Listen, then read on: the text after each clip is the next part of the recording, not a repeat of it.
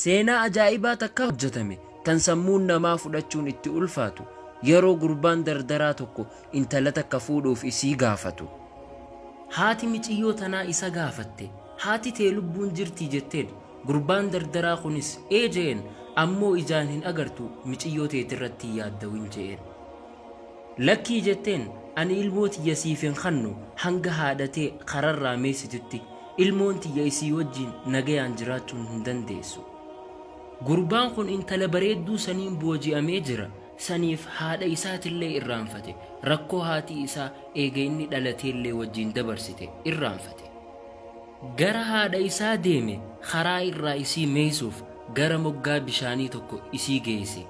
Isii darbuu barbaade bishaanitti haati isaa isaan jette, yaa ilma kiyya rabbii kee sodaadhu, ani haadhateeti takkaa gama keetillee hamtuun daleyne.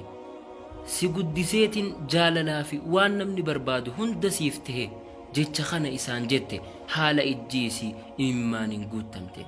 Ammoo shayxaanni mucaa'iif jala galchee akka inni bishaan keessa darbu godhe.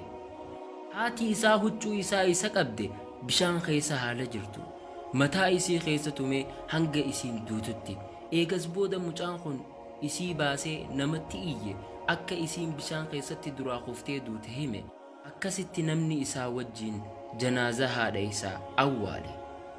Gurbaan dardaraa kun namni tokkolleen isa hin agarrese, ammoo rabbiin isaaf ibsuu fedhe akka inni arkaa beekaa ta'e akka waa hundaahu argu. Eessumni isaa tokko akka obboleettiin isaa tun du'a nagayaa hin du'in shakke. Waan kanas poolisii beeksise qabrii isirraa baasanii isii qoratan doktaroonni. Eegas akka mataa isii keessa dhawamtee duute mirkaneeffatan. Akkasitti mucaan rabbiin qalbii isaarraa rahmata fuudhe kun qabamee hidhaan irratti murtooyte. Guyyaa dura inni mana hidhaa seene san sargii intala inni sababaa isiitiif haadha isaa ajjeese san ture. Ammoo isaaf osoo hin tahin nama biraatiif. Yaa Allah! Haadha isaa ajjeese sababaa miiciyyoo takkaatiif, ammoo isiin isa gante guyyuma dura inni haadha isaa ganeen. Kan haati isaa isaaf jiruu isaatiin aarsaa gootu taatee turteen. Daawwattoota keenya kabajamoo sirriin na dhagaha. Dubbiin haadha ifii ajjeesuu qofaa miti.